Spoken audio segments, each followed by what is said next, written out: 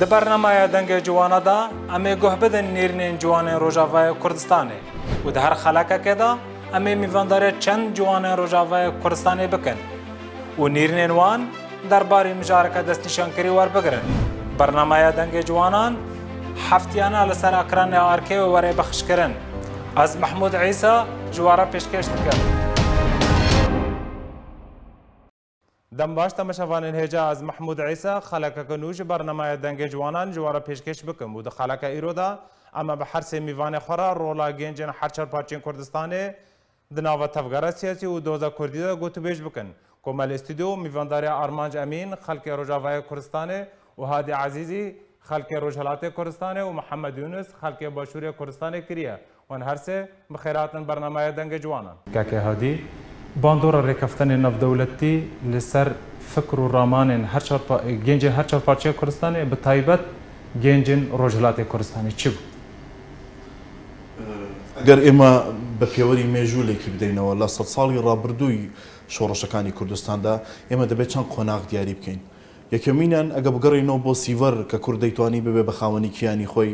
کە بەداخەوە نەیتوانی کە سیڤەر پرۆژەیەک بوو بە کۆتایی هێنان بە دەوڵەتی کۆنی عوسمانی و دابەشکردنی ئەم سنوورانە هەلێک بۆ میلەتی کورد هەڵکەوت کە لێرەدا لایانی باش و خراپی هەبوو بۆ ئەو کات بۆ نمونە لایەنە خراپەکەی ئەوە بوو کە کۆمەڵێک کورد لەگەڵ دەوڵەتی ئەو کاتی تورکیا کەوتن و نیانهێشت ئەم لە مادەی 64دا بە تایبەتی ئەم پرۆژێکە دەیتوانی کورد سەربخا سەریبخان نیانهێشت بەڵام لەو لاشەوە لایەنی باشی هەبوو بۆ نمونە بۆ کۆمەڵێک لە تاکی کوردی ئەو کات توانی وەچەرخانێکی فکری لە ئاراستەیەکی نەتەوەییدا دروست بکە کە کەسایەتیەک و شەریف پاشای خەندانی لێکەوتوێتەوە و ئەو لایەنی باشەیە دواتر بەردەوام بۆ ئێمە گە لە شۆڕشی قۆچگری و دواتر هەتا دێ شۆڕشی شێخ سەعیدی پیران و سەیرەزا و خۆیبوون و هەتا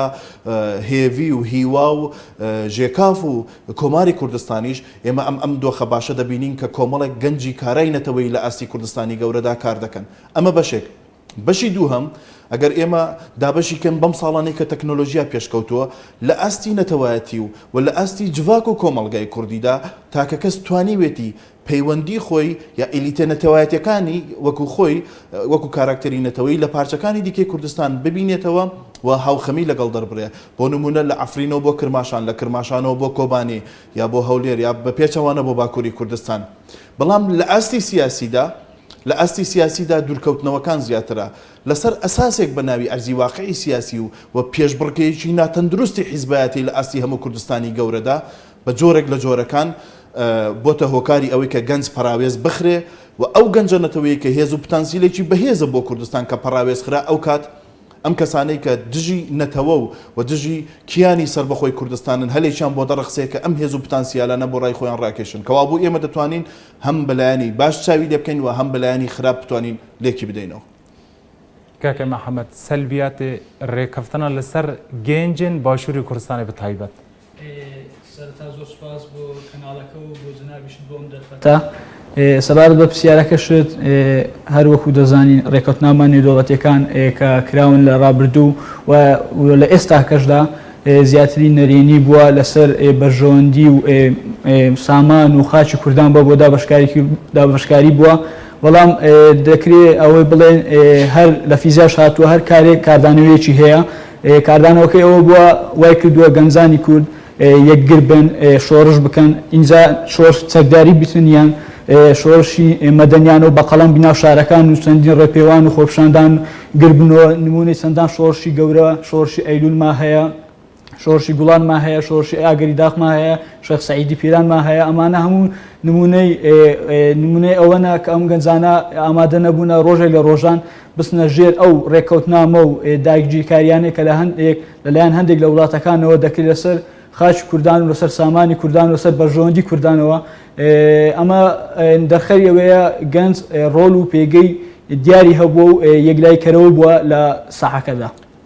بنێرینێتە چل سەر ملێن گەنجن هەر چاپارچەیە کوردستانی دەکەوێت و ئەف ڕێکەفتنان بداوی بینن و بشکینن بەتاکید دەبێ یەکگر بن ئێستا ینی گەنجن هەر چاپارچەی کوردستانی چ بکەن ئەف ڕێکەفتنە داوی بێن ئەف ڕێکەفتنێن و کورد چهار پارچاکردن بەتاکید اینجا دەکرێت بکرێنە چەند ئاستێک نمونە ئاستی قوتابیان قوتابیان و لاوانمان هەیە یان ڕێکخراوەکانی کۆمەڵگای مەدەنیمان هەیە ئەمانە ڕۆڵ و کاریگەری یەکلایکەرەوەیان هەیە لە کۆمەڵگا لە هەر پارچەیەکی دی کوردستان بیتن ئەمان دەتوانن بە ڕۆڵی خۆیان هەستن بۆ لینگزیکردنەوەی پارچەکانی کوردستان و نەهێشتنی ئەو ڕێکەتنامانە نمونە کاتێکە وڵاتێک هێرشی کردا سەر ڕۆژاوای کوردستان ڕاستە زیانە گەورەکە بەر خەڵکی ڕۆژئاوای کوردستان کە کوردی ڕۆژئاوا بەڵام لێرەدا گەنج ئازادی خوازەکانی هەر چا پارچەی کوردستان چەندین ڕێپێوان خۆپشاندان لە پێش نەتەوەیەکگرتوەکان UN بۆ گەیشتنی دەنجی کورد بە ئەنجومەنی ئاسایش و نەتەوەیەکگرتوەکانی ئەوروپا لە بەرامبەر ئەو نەحەقی و زۆرداری و هێرشانێک کە دەکرێت سە کورد ڕۆڵێکی کاریگەریان بینی دەنجی کوردان گەیشتە جێگای خۆ لە کۆتاییدا وای کرد کە هجوومەکە ڕابۆسیتن. دنێرنەتەدا کەکە هادی دەبێ گەنجە ڕۆژاوای چ بکەن تاکۆ ڤارێک هەفتەنا بشکێنن یا هەلوەشینن داوی بینن تەنێ ڕۆژاوای کوردستانی یا هەر چاپارچەی کوردستانی بوو من پێم وایە دەبێ لە پێشدا ئەگەر دەسەڵاتێکی سیاسی نەتەوەی هەبێ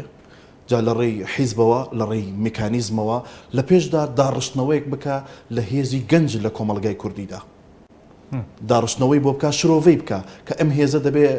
چی لێ بەسەر بێ چۆنی کار پێ بکردرێ و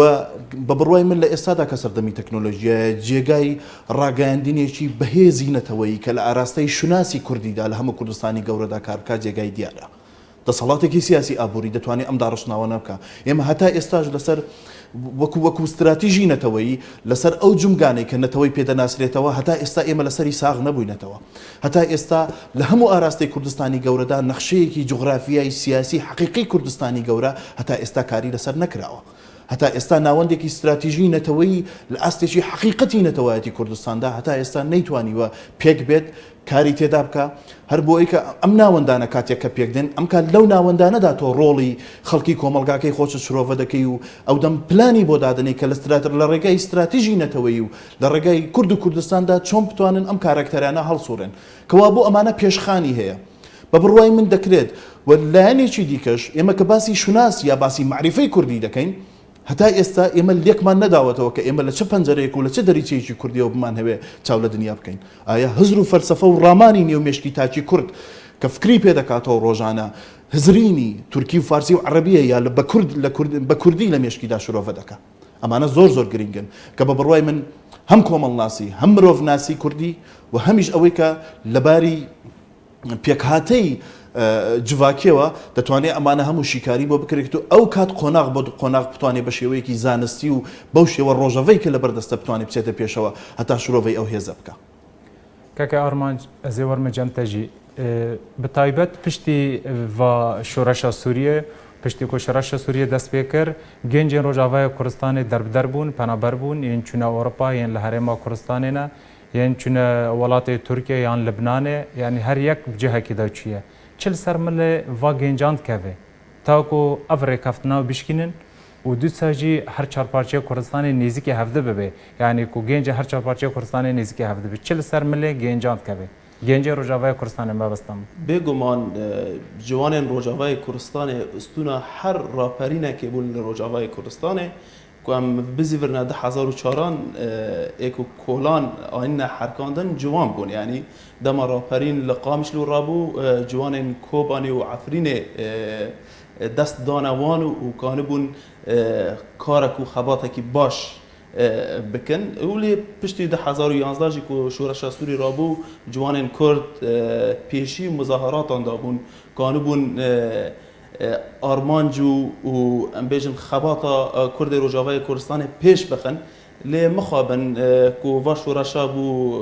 rengekî leşkerî girt û em bêjin تحلنا سیاسی سوری دا نات دانین و هر وها ام بیژن پارتیان سیاسی نکام من جوان حمیز بکرانا و جوانا درکتن در ویوالت و هر وها کو دەسهڵاتە ئێکل لەوێ دەرکێ لەسەر ئاخا سووری و ڕۆژاوای کوردستانی دەرفەت نەدانە جوانان کو ڕوویەخوا بشێوازێکی باش و جوان بکن لێ هیچ کۆ جوان دەرکەبنە دەربەی وڵات چش جوانان تێخواستن جوانان یەکەم تشت دەبێ دووارێ خۆی زانستیدا خۆرد بکن کانە بن بەرێکا زانستێ بەرێکا خواندنێ کردان دوزا کردی به جوات ناودولتی ناس بکن برزانی نمر دبیجه خواندکار سر رمینه چه شورش کیدا ف دبی بری هر تشتی امکانه بن بریکا خواندنه دوزا خوا به جوات ناودولتی ناس بکن و هر وها امتیکلبونا خوا خورد بکن دناو جوان هر چهار پارچه کردستان دا و هر وها جوانن سوری داد وکی هم زانن چه قاس جواتك شوفينيست به هر نفسك جوانان درتكوي مؤمنه بقيم ديمقراطيته لو ما دبي ام وكو جوانن كرد بطيبتي روجاوي كردستان ام تيكلبونا خا خورد بكن بجوانن سوري دن اي بك هاتاي دن دا كو ام قربن دوزا خا بوان الناس كرن بدن اگر ام وگرنه بری هفته و 5 سالان وگرنه سال 1946 دم دام زراندنا کومارا کردستان سر دست قاضی محمد و ملا مصطفی برزانی کرد هفگرتی بون چما نها نه هفگرتی نها هر پارچه به 20 پارچه بی سدم چی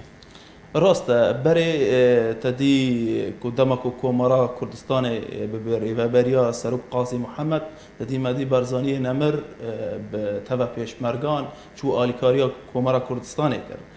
هر وها پارچه دن آلیکاریا و کوماره هاتا کردن و براستیجی تشتکی نبوش بو کردان لی مخابن وکی تگوتی نها اف یک بنا تنه سبب چیه؟ سبب هنک پارتین کردی دکتنه بروی کردی لی پروژه ام بیجن اممی لسر حسابی پروژه نتوی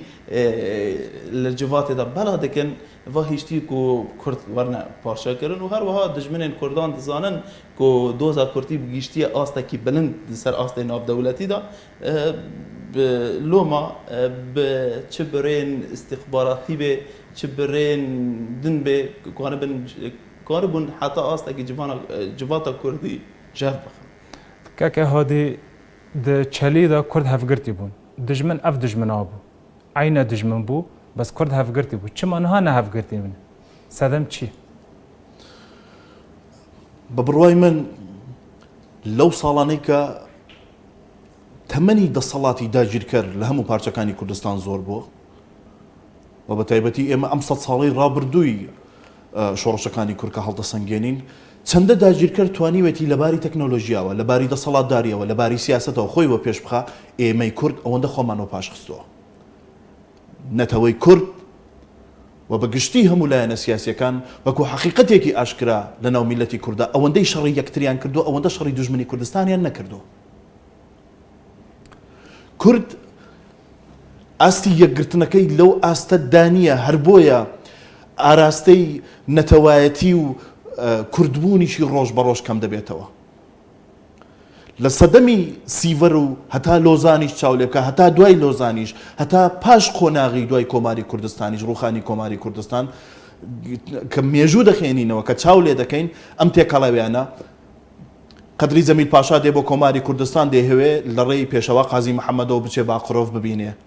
کوڕەکانی جەمیل پاشای دیاربەکر پێشمەرگەن لە کۆماری کوردستاندا وە کاگارمانج باسی کرد ڕەحمەتی مەلا مستەفای بارزانی لەگەڵ هێزێکی زۆر دێنە ناو کۆمارەوە باز لە هەوێنێکەیە باز لە یەکگرتوویەکی کوردان هەیە لە ڕۆژنامەکانی کۆماری کوردستانی ئەو کات لە ڕۆژاوای کوردستانەوە هەڵبەستیان ناردووە چاپیان کردووە کوردایەتی پیرۆزە لەوێدا هێشتا سیاست کارێکی وای کردووە کە کوردایەتەکە لە پێش هەموو شتێک دەبێتەوە ئێمە لە ئەوڕێی کوردستاندا بەداخەوە کەمێک شتەکان جێگای خۆیان گۆڕیوەتەوە زۆر جار ئاراج و ئارمانج جێی خۆیان دەگۆڕن ینی بە جۆرێک بڵم ئێستا دەتوانم بڵم لە ساحی سیاسی کوردستاندا بەداخەوە خۆ مخابنوانە بۆیە چون کورد و کوردستان دەبێت هەر لە پیرۆزی و لە مقدەسبوونی خۆیدا بمێنێتەوە بەڵام کورد و کوردستان خەریکە لەگەڵ حیزبایەتی جێ خۆی دەگۆڕێتەوە یەکێک لە کێشەکان ئەمەیە اگر گور نیرنا تا تدبیجن تفکر سیاسی باندوره که خواه بیه لسر دربون فکر و رامان گنجن هر چهار پارچه کردستانه و پارچه بونا پارچه کردستانه جبرچه داخوازه ناکن جبرچه پروژام پیشنیار ناکن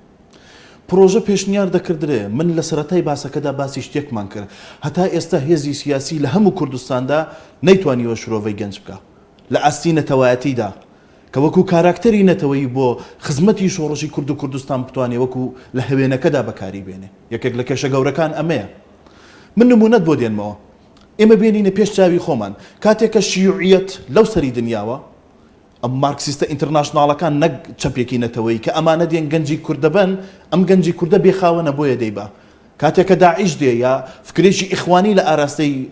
ڕۆژهەڵاتی ناویندا دێ دەست دەهاوێتە ناو میلەتەکەی من و تۆوە گەنجی وڵاتی من دەبا ئەو گەنجەی من لەو دقەیەدا بێخاوەنە بۆ چون ئەو بەشەی کە هێزی سیاسی و هێزی نەتەوەیە نەیتوانیوە خاوەندارێتی لێ بکە ئێمە لێرەدا ئاراستەکان دەردەکەوێت هەر بۆیە بە بڕوای من شرۆڤەکردنی گەنج وەکو هێز و پتانسیێلی کۆمەڵگای کوردی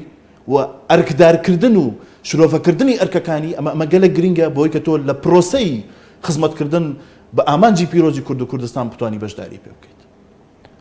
ئەزیوار مجبتە کەکە محەممەد سەدەم چ بوو کۆ ئەف پارچەبوونا چی بوو کۆ سەرخە بوو سەر بخۆی نەهاتە ڕگاندن ڕێفراندۆم داوی نەهات سبب چی بوو کۆ ئەو دەمێدا کۆ هەرێما کوردستانی بدە پارچە بوو چش گەنجان دەهاتە خواستن وێ دەمێدا سوپاس بۆ پرسیارەکەت سەبارەت بەوەی لە ریفراندۆم ئەگەری بکەینە سێ قۆناغی یەکەمی ئەو کاتە بوو کە ڕێکخراوەکانی کۆمەلگای مەدەنی ڕێکخراوەکانی لاوان ئەوانە سەرەتا ڕاپرسییان کرد پێشەوەی ڕێفراندۆم ڕاپرسییان کرد دەنجی خەڵکیان وەگەر بە سەبارەت بە بۆ چوونیان با ڕێفراندۆمەکە لە هەموو شار و شارۆچکەکانی کوردستان لە شارەکانی دەرەوە ئیداری هەرێمی کوردستانیش بەگەڕەکە هەژدار و دەوڵەمەند مام ناوەندەکان یەکێک لەوانە خۆم و بەشداریم لەم ڕاپرسیانە کرد لە ناوەندە زانستیەکانەوە ئەم ڕاپرسیانەکران قۆناغی دومیشی ئەوە بوو لە کەرنەڤاڵەکان و ئاهەنگ و کە ئەمەش هەر گەنج ڕابەرایەتی دەکرد و سەرپەرشتی دەکرد و بۆ زیاتر وشیارکردنەوەی کۆمەڵگای کوردی و نەکەونە ژێر تەسیر بەتاکی دەتوانی بڵێن ئەو کات دوژمن زۆر بە توندیکاری لەسەرەوە دەکرد کە گەنجەکانمان هەموو کۆمەلگا بەچین و توێژەکانیەوە دەنگ نەدەن یاخود شکست بێنێ بەڵام ئەمە هەروەی کرد گەنج بوو وای کرد ریفراندۆم سەرکەوتوو بێتن و ڕێژەیەکی باش لە دەنگ بەدەست بێنێ قۆناغی سێمیش هەر ئەوە بوو لە پاش ریفراندۆمی پاش بەدەساتنی ئەو ئەنجامە گەورە و مێژوویە لە مێژووی کووردا ئەوە بوو هێرشی دوژمن و داگیرکەر کە کەوتە سەر هەرێمی کوردستان هەر گەنج و لاو بوون ڕاستە لەوانەیە فەرماندەکانیان کەسی بەتەمەن و پڕزانیاری بن بەڵام ئەوەی لە مەیدان و لە واقع شەڕی کرد گەنج بوون نمونەی پردێ و سەحێلاما هەیە کە هەموو گەنج ئازاد و خوازەکانی ئەم پارسەکانی کوردستان بەشداریان تێدا کرد بێجیاوازی ئەمە وای کرد کە کوردستان لەو کاتەدا بەیەک بوو پیشانی هەموو دنیا بداتن بەڵام مخابن چەند کەسێکی دیاریکرا و ناو لایەنێکی دیاریکرا و ئەم خەونە مێژوویە کوردیان ناتوانێت بڵێن لە ناو برد بەڵام تا حدێک گەڕاندەوە بۆ دواوە بەڵام ئومێد و هیوامان ماوە لە داهاتوو ئیشاڵڵا دەگەین ئەنجامە دچمە سەر ئالiyakî din ئالiyakî ئاینî niha zorbeyê gêncên her çar parçeya Kurdistanê dibêjin sedema nebûna dewleteke Kurdî ayîn e hîn dibêjin ayîna îslamiye hîn dibêjin mesîhiye her yek tiştekî dibêje bandora ayînê li ser damzarandina komareke Kurdî ya dewleteke Kurdî çi armanc em dixwanin vê babatê bikine du cor corek nerînî û corek jî baş cora baş şoreşên Kurdî her di mizgeftê da dest pê kirin وەکو نمونە شۆرەشە شێخ سەعیدی پیران ku birokekî ayînî bû lê bi armanceke netewî bû ji bo Kurd û Kurdistanê bû rûyên selvî çine ku hinek partî û bizafên Kurd hene dixwazin proja îslamî bîne pêş proja netewî vaya jî digê yanî rûyekî selvî li ser civata Kurdî لی از باورم چاوک و شورشا فرانسی کانو بو سیاست و آین جهود جدا بکن جوان کرد گیشنا و آسته کو آین و سیاست جدا بکن و نتوا خا و خباتا کرد و کردستان بین پیش همان پرسیارش تیج دکم باندورا آینه یان اسلام یان مسیحی سر پارچه بونا هر چهار پارچه کردستان چیش برچه دولت که کردین هاتی دامزراندن دما کو اسلام درکدی تا نها خۆی ئەگەر ئێمە بچینە بە پێوەری مێژوو باسی ڕۆڵی ئاین لەسەر کۆمەلگا و جوواکی کوردی بکەین کە چەندە کاریگەری بۆ لەسەر ئازادی کوردستان یا لەسەر تاکی کورد و کۆمەلگای کوردی ئێمە تووشی دوو لایەن دەبین لایەنی چاکە و لایەنی خراپە ئەگە ئیسلام بەمانای هەڵسوکەوتی بە ئیسلامی سیاسی لە کۆمەلگای کوردیدا بێ لایەنی خراپی لێ دەکەوێتەوە دنا ئەگەر وەکو لایەنە کۆمەڵایەتەکەی بێ لایەنی باشیشی هەبوو بۆ نمونە هەرەوەی کە دەڵێن بەشیەکی شۆڕەشەکانی 100 ساڵی ڕابردووی کوردستان زۆری لە حوجرەی مزگەوتەوە دەستی پێکردووە ئەمە بەشێکی دیارە بەڵام کاتێک کە بە شێوەی ئایدۆلۆژیا ڕوو دەکاتە کۆمەلگای کوردی ئەو کات گەنجی تۆ گەوەی کە لە شوڕەوەی دۆخی گەنجدا باسمان کرد گەنجی تۆ ئەو ئایدۆلۆژیایە دەتوانێت بیبە لە میسر بە کوشتنیدا لە سووریا بە کوشتنیدا لەو سەری دنیا بە کوشتنیدا وەکو ئایدۆلۆژیا دەناخۆ ئێمەش حەزمان دەکرد ئەگەر نەتەوەی کورد ئەم هێز و پتانسیلەی تێدا بایە وەکو دەوڵەتی سەفەوی وەکو دەوڵەتی عوسمانی بتوانێت ئاین بنێتە بنچۆکی خۆیەوە و بتوانێت لەسەر پشتی ئاین دەوڵەتێکی نەتەوەی بۆ خۆی دروستکا گەلێک باش دەبوو بەڵام هەتا ئێستا ئەمە ئەومان نەکردەوە و بە پێچەوانە ئێمە لەلایەنی چەپەکەشدا هەروەین ئێمە بابێنینە بەر چاومان لە نەتەوەی کووردا کاتێک کە ئەم دوانە وەکو ئایدۆلۆژیا قبول دەکرێن تاکی کورد لە کوردایەتی خۆی دەشواتەوە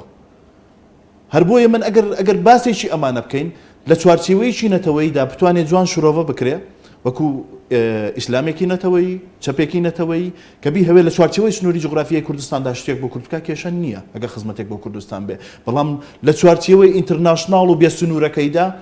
دۆخی خراپی لێ دەکەوێتەوە و لە دوجاریش وەک باسمان کرد ئەو کات کە تۆ دەبینی ئاینەکە تاو بە سیاسی کراوە کاکە ئارمەشت پێش هەموو پێش دەمەکەیتە گوت چێ دەگۆ گەنجێن ڕۆژاوای کوردستانی یەکەمی کەس بوون کە تو شۆڕەشە سووریدا بەشدار بوون گەنجێ ڕۆژاوای کوردستانی کو بە ڕاپەرینا 2004 بوون ji ber çi gêncên Rojavayê Kurdistanê rola xwe lawaza di nava tevgera siyasî da Rojavayê Kurdistan بێگومان وەکی مەگوت جوانên Rojavayê Kurdistanê استûna راپەرینا 2004 و هەروەها 2011 لێ کێشە چ بوو کێشە یەکەم تشت خبرەتە سیاسی لە جەم جوانان تنەبوو و جوان بێک و شۆڕەشە سووری وەکو تونس و مسر فێ لێوەرێ زوو vê çareseriyek بوو سووری وەرێ دانین لێ ناتە دانین و پارتیên سیاسی بڕاستی ê Kurdî li Rojavayê Kurdistanê nikamin ciwan hemêz bikirane her bi eqliyeta klasîkî li gel ciwanan teamül kirin heger em yanî heger em tamaşe qiyadatên partiyên siyasî ê Rojavayê Kurdistanê rêz û hermeta min jî ji bo wan heye wan jî xebateke baş kiriye lê em heger tamaşe bikin em ê bibînin hemî nifşê yekemin ay ku em bêjin bizafa û tevgera siyasî li Rojavayê Kurdistanê dest pê kirin. Di nêrîna te de çima derfetên adina gêncan çima derfetên adina gêncan Wala çima ez bawerim dibêt vê pirsiyarê li wan bikî bes bi nêhrandîna min ji wan bê ciwan munafisê wanin ciwan ne munafisê wanin ciwan alîkarê wanin ciwan vê nama wan nama xebata wan vê cîlekî bidine cîlekî û va jî vedgerê li ser em bêjin rêxistinê ciwanan di nav partiyan de divê giringî bidin kesê nû hemêz bikin pir rêxrawayên mên ê ciwan û lawanan heye em bêjin sekretêrê xwe temenê xwe 45 sal e yani tiştekî nê qebûl kirin divê ew rêxrawana kesê xawan taqat xawan îmkaniyat hemêz bikin û kanibin mil bi mil proja netewî li Sûriya pêş bixin. Tu dibêjî metirsiya serkirdeyên siyasî li Rojavayê Kurdistanê ji gêncan heye? Bi rastî gelek yani qiyadatên partiyên siyasî alîkarî ciwanan kirin yani û bi taybetî li Başûrê Kurdistanê di milê xwandinê de lê bi şîwazekî giştî nikabûn ciwan hemêz bikirane. سبب چ بوو ئەس باوەرم نەتەفاهمیەک مابینی جوانان و وەک قیاداتە هاتە کردن و دوویەم مەسەلە ئەم قیاداتێ هانە ئەم بێژن بتەمەن جوان اعتبار دەکردن و منافسێوانە لۆ ماش بەر vêyekê nikamın ciwan hemêz bikirana lê hîn umîda me waye ku kesên hane ku proja netewî ku pêş bixin dest bidine ciwanan û ciwanan hemêz bikin. برز هادی پشتی هلوشاندنا کومارا کردستان یا کومارا مهاباتین که ناولێ dikin çalakî yên gêncên Rojhilatê Kurdistanê kêm bûye. Sedem çi ye ku çalakî kêm bûye? Desalata Îranê hatî guhertin sedem çi ye? وەکو چالاکی کەم نەبووتەوە بۆ نمونە لە ئێستادا ئەگە بەراورد بکەین بە ئەو کات زۆرینەی زۆری کۆمەلگای کوردی لە ڕۆژهەڵاتی کوردستان ئێستا بە ژینگە پارێزی جوواکی بە کۆمەلگای مەدەنی بە خوێندن و نووسینی زمانی کوردی بە مۆسیقای کوردی یعنی بە شێوەی جوانە کولتوریەکە و فەرهەنگیەکە کاری خۆی دەکا بەڵام ئێمە دەبێت چاو لە ئەو قۆناغە بکەین کە سیاسیەکانی ڕۆژهەڵاتی کوردستان چێ بوون بۆ نمونە لە بزوتنەوەی 46 و 47 ڕۆژهەڵاتی کوردستاندا لەلایەک ساواکی ڕژێمی شای گۆڕبەگۆڕی ئەو کاتی ئێران لەگەڵ بەداخەوە دەستێکی کوردی تا ئەو جێگایی کە بۆیان کرا شۆڕشی بزوتنەوەی 46 و 47 ڕۆژهەڵاتی کوردستانیان خنکاند جاجارێکە شۆڕشێک تێک دەچێت یا کۆمارێک دەڕوخێ تۆ جارێکی دیکە هەتا ئەم هەوێنە دروست بێتەوە بەستێنی سیاسی و بەستێنی نەتەوەی جارێکە پێک بێنەوە کەسایەتیەکان یەک بگرنەوە ئەمە قۆناغی دەوێت بەڵام لە دوای ڕووخانی شاو هاتنە سەرکاری ڕژێمی پاشوەرۆی کۆماری ئیسلامی کاتێک کە ئێمە دەبینین هێزی کوردی لە ئاراستەیەکی بەهێزدا و بۆ نمونە هێزی ئەو کاتی ڕۆژهەڵاتی کوردستان تەنانەت هێزی چەکداریشی مەزنترین هێزی چەکداری بۆ لە مێژووی ڕۆژهەڵاتی کوردستاندا کە توانیوێتی شەڕی ئەو کاتی حکوومەتی نوێی ڕژێمی ئێران یا حکوومەتی ناوەندی بکە بەڵام دواتر کە دەبینین بەداخەوە لە 25 ساڵی ڕابردوودا لە قۆناغی پاشەکشەی ئەحزابی ڕۆژهەڵاتی کوردستان کە ئەمە خراپترین بەستێنی سیاسی و چەکداریە لە مێژووی بزاوی ئازادی خوازی ڕۆژهەڵاتی کوردستاندا کە هاتوونەتە باشووری کوردستان و لە قەندیل پاشەکشەیان کردو تووشی کۆمەڵێک نەهامەتی و تووشی کۆمەڵێک بڵین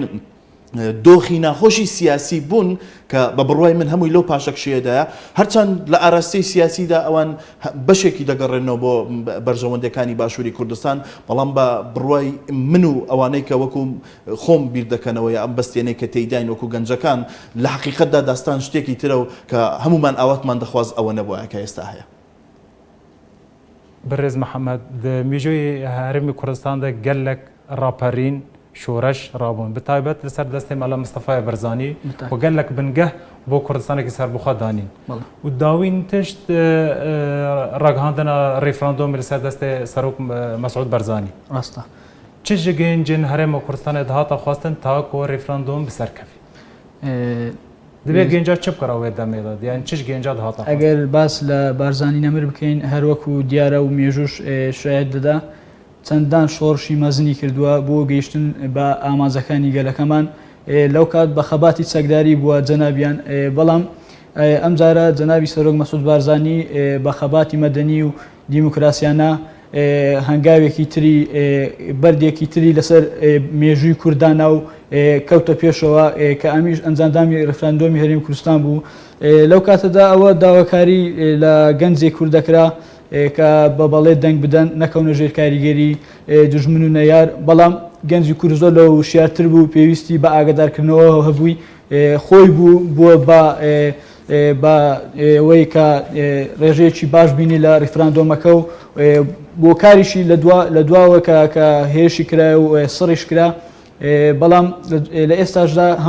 هەموو گەنجانی چوار پارچەی کوردستان بە تایبەت باشووری کوردستان دەتوانی بڵێن لە ئاستی خوێندن هەیە لە خوێندن لە ئاستی باڵا دکتۆرا ماستەر لە وڵاتانی بەهێز بەریتانیا فەڕەنسایە ئەمریکایە خوێندن دەکەن دەتوانن لۆبی بکەن هێزی خۆیان بەکاربینن بۆ ئەوەی بۆچوونی ئەو وڵاتانە بەرامبەر بە قەزیەی کوردی ئەگەر نەرێنیش بی نەتوانن بیکەنە ئەرێنیش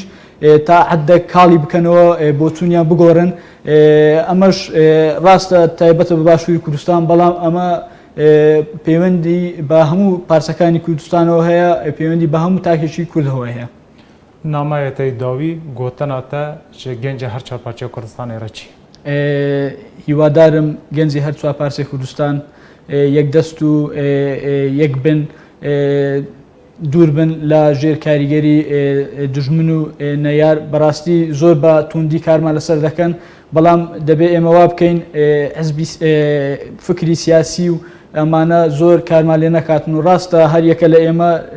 دەکرێت ئازادیشی فکری سیاسی جیاوازمان هەبێ، بەڵام گرنگ ئەوەیە هەمومان لە کۆتایی لەژێر چەتری نەتەوەیی و کورد و کوردستانیدا کۆ ببینەوە. گوتنەتەی داوی ناماتە ji gêncên her çarparçeyê Kurdistanê re çi ye؟ بڕوای من ئەگەر بکرێت هێز و پتانسیێلی گەنج لە هەموو کوردستانی پیرۆزدا بتوانێت خۆی ڕێخستن بکاتەوە، ئەگەر هەمووشی پێکەوە نەبێ، بەڵام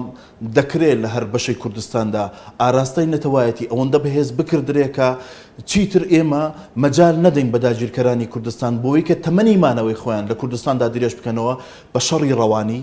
بە شەڕی پسکۆلۆژیک لەگەڵ نەتەوەی کورد، بە نێوان ناکۆکی لە نەتەوەی کورد کەڵک لەو دەرفەتە وەرگرن و هیوای گەورە ئەوەیە کە ڕۆژێک ئێمەی کورد بتوانین شەڕ لە ماڵی خۆمان ببینە دەرێ، شەڕ ببینە خاکی داگیرکەرانەوە بۆی کە ئێمە بتوانین بە ئاسوودەی بژین. ئەگەر لە بەستێنی مێژوودا جیا لە شەڕی دەوڵەتی مێدی و ئاشۆری ئەگەر ئێمە لی دەربچین چی شەڕیش ئەگەر تەنانەت شەڕی بەرگریشمان کرد بێ ئێمە لە خاچی کوردستاندا هەر ماڵی ئێمەی پێوێران بۆ، هەر کورد کۆچبەر کراوە و هەر زیانەکە بۆ کورد بۆ. ئێمە هیوادارین ڕۆژگارێک ئاراستەی نەتەوایەتی لەسەر پیرۆزی دوو وشەی کورد و کوردستان ئەوەندە پیرۆز بکرێت لە نێو هەزر و تاکی مێشکی، لە نێو هەزر و مێشکی تاکی کووردا کە ئێمە بتوانین کۆتایی بە هەموو نەهامەتەکانی نەتەوەی کورد بێنین و کورد بتوانێت بێتە خاوەنی کیانی سەر بەخۆی خۆی. برێز ئارمانج نامایەتە گوتنەتەی داوی چییە؟ نویسکارێکی ئەمریکی هەیە هێلین کلێر، دەبێ شارستانی پاش ناکەوێ حتا جوان هەنە، یعنی بە جوانان شارستانی پێش دکەوێت. لۆما شارستانیا کورد ئەرکە لەسەر جوانên کوردان. ئەس دەبێژم کوردستان نساغە، کوردستان یەک دەرمانە خۆی هەیە، ئەو دەرمانجی دەولەت بوونە. لۆما دەبێ ئەم وەک جوانên کورد ئەم کار و خەبات بکەن، ئەم ئەزی دەینە هاڵێکی ئەم چ فکری حەزبی بی، چ ئیدئۆلۆژیەت بی، تدەینی هاڵێکی تبوو پرۆژە نەتەوی کار و خەبات بکی و پێویستە لەسەر پارتیەن سیاسی جوانان حمێز بکەن و ئەژی وەک کەسێکی حەزبی و دەبینم وەک ئەنجومانە نیشتیمانی کوردی ئەم بێژن سیا منە سیاسیە، ئەز نیدائێکی ژمارە دەشینم کو جوانان حمێز بکەن. 20 ئەم بێژن 20 حتا 15 پارتی مین سیاسی لە ڕۆژاوای کوردستانی هەنە کو هەر پارتیەکێکوانە بوو جوانێک بخواندن بدا بە ئاستێکی بلند. ئەس باوەڕم بێ پێشە ڕۆژە مە لە ڕۆژاوای کوردستانی گەلێکی بێ پێشکەتن بێ و ئەمە سەرکەفتنە پرۆژەیە نەتەوی لە ڕۆژاوای کوردستانی و تەواهی سووری پێکبین. تەماشەوانن بەرنامەیە دەنگە جوانان بڤی ئەوەی ئەم گەیشتنە داوای خەڵەکە خۆی ئیرۆ کۆمەدە خەڵەکە ئیرۆدا بە هەر سێ میوانێن خۆرا ڕۆڵا گەنجان دۆز و تەفگەرە سیاسیدا گفتوگۆ کرد. بڤی ئەوەی ئەم گەیشتنە داوای خەڵەکە خۆی ئیرۆ مەدخواست کو میوەندارێک گەنجێکی باکوڕێ کوردستانیژی بکەن لێ داویدا وی اعتیزار کرد و نکۆ بۆ مەڕا بەشدار ببە هەر داویدا سپاسیا ئارمانج ئەمین کە خەڵکی ڕۆژاوای کوردستانê و هادی عەزیز خەڵکی ڕۆژهەڵاتی کوردستانê محەممەد یونس خەڵکی باشووری کوردستانê و هەر سێ خێر هاتن جارەکە دن سپاس بۆ و هەرسیان هەر ببینن di kêf xweşî de. Di bernameya dengê ciwana da em ê guh bidin nêrînên ciwanên Rojavayê Kurdistanê û di her xelekekê da em ê mîvandarê çend ciwanên Rojavayê Kurdistanê bikin û nêrînên wan derbarê mijareke destnîşankirî werbigirin. Bernameya dengê ciwanan heftiyana li ser ekranê arkê û werê bexşkirin. Ez Mehmûd Îsa ji wara pêşkêş dikim.